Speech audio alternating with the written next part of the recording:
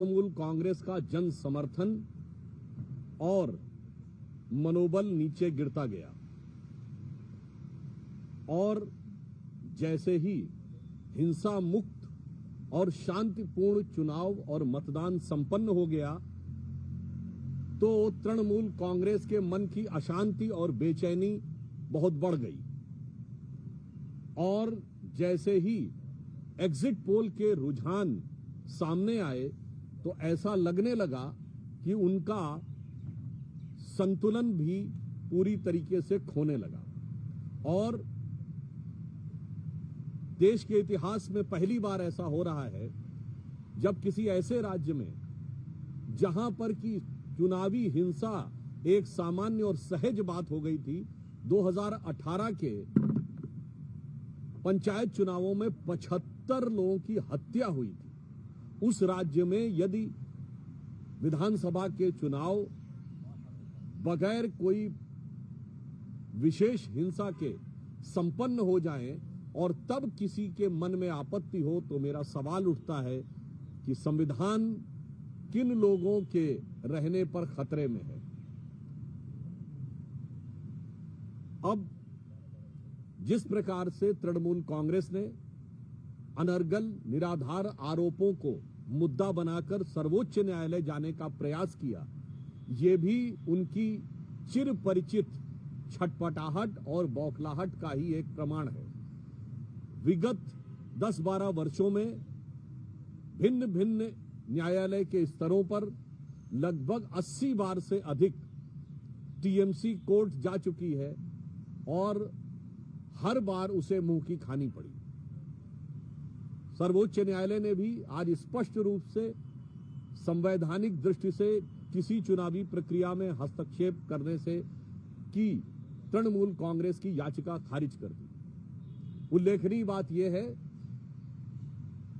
कि श्री रामलला विराजमान के खिलाफ बाबरी मस्जिद एक्शन कमेटी का केस लड़ने वाले तमाम आतंकवादियों के प्रति सहानुभूति रखने वाले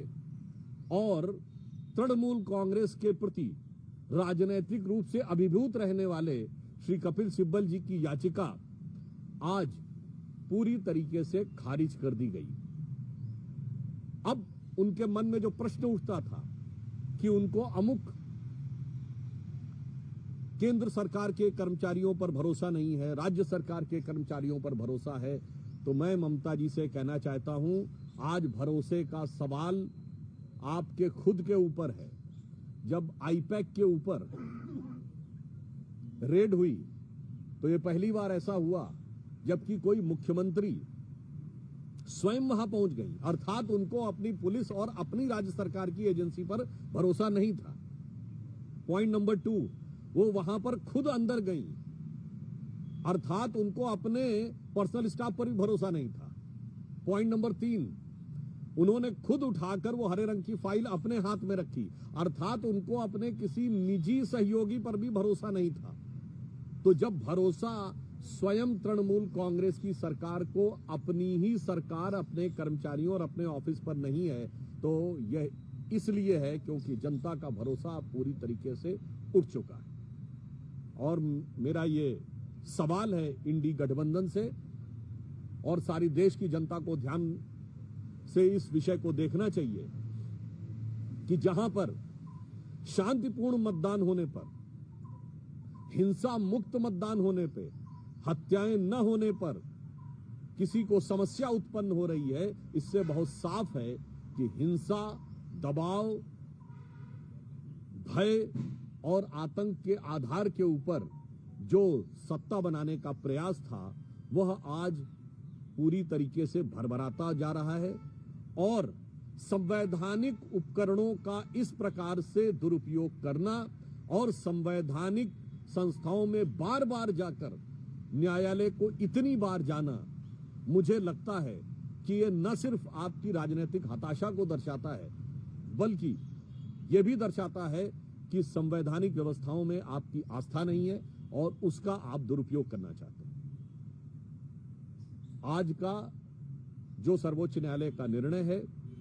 यह संवैधानिक दृष्टि से उपयुक्त और राजनीतिक और नैतिक दृष्टि से तृणमूल कांग्रेस के की मंशा के ऊपर एक गहरा गंभीर सवालिया निशान है। आज राज्यसभा के सांसद श्री संदीप पाठक जी के आवास पर पंजाब पुलिस ने जाकर रेड करने का प्रयास किया। हम यह सवाल पूछना चाहते हैं पंजाब से, जहां कानून व्यवस्था की स्थिति इतनी लचर है कि आपकी पुलिस न ड्रग वालों को पकड़ पा रही है, जहां पवित्र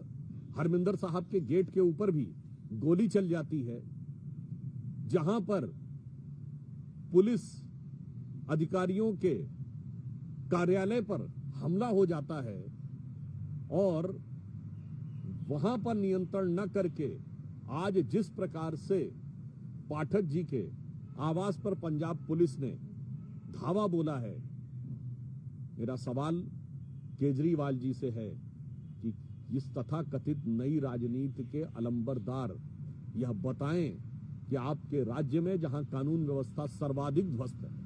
और कल ही एक गंभीर आरोप पंजाब विधानसभा में विपक्ष के द्वारा लगाया गया कि मुख्यमंत्री भगवंत मान जी के ऊपर कि वो नशे में हैं, तो मैं आम आदमी पार्टी, पंजाब सरकार और विशेषकर केजरीवाल जी को यह स्पष्ट रूप से कहना चाहता हूं कि कागज का है लिबास, चरागों का शहर है। कागज का है लिबास, चरागों का शहर है। चलना संभल संभल के, क्योंकि तुम नशे में हो।